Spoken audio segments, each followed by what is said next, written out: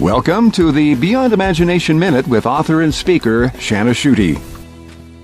For 6 summers, I was a counselor at Royal Family Kids Camp. It's a camp for abused and neglected children. And I loved going to this camp. And after about my 3rd year, actually it was on my 3rd year, I was sitting in a camp training session.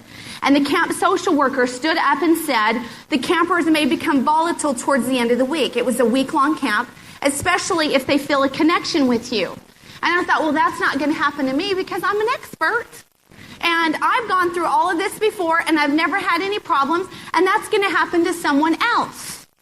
And so I just envisioned my 5th grade camper, Lisa, and I having a great time, singing songs, making crafts, and talking about Jesus. But wouldn't you know, sure enough, towards the end of the week, Lisa, who up until that time had just been a complete delight, she started screaming at me at the top of her lungs. I hate you. And I was hurt and broken by that. I was a young 20-something, and I did not understand what was going on. So I went and found my mentor, Cheryl, on the grounds there, and I asked her, what in the world just happened? And she said, Shana, she said, don't you remember what the social worker said? She said, Lisa loves you. And that's why she did that. She doesn't want to get hurt when she has to say goodbye.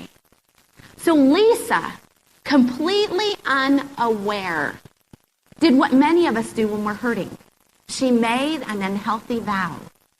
And her vow was probably something like, everyone always hurts me or leaves me, and it hurts when I have to say goodbye.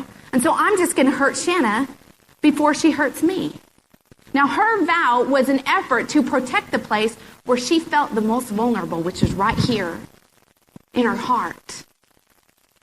Now, at the time, I did not have a clue about the relational devastation that was going to come into her life if she could not let go of this vow. But I was even more clueless about a vow that I had made that was robbing the love right out of my own life. I also did not know that my vow wasn't just a promise that I had made in a moment when my heart was broken. But get this, this is important. It was an agreement that I made with the enemy. To learn more about Shana Schutte, her upcoming speaking engagements, and her book, Betrayed by God, Making Sense of Your Expectations, visit shanaschutte.com. That's Shana, S-H-A-N-A, Schutte, S-C-H-U-T-T-E.com.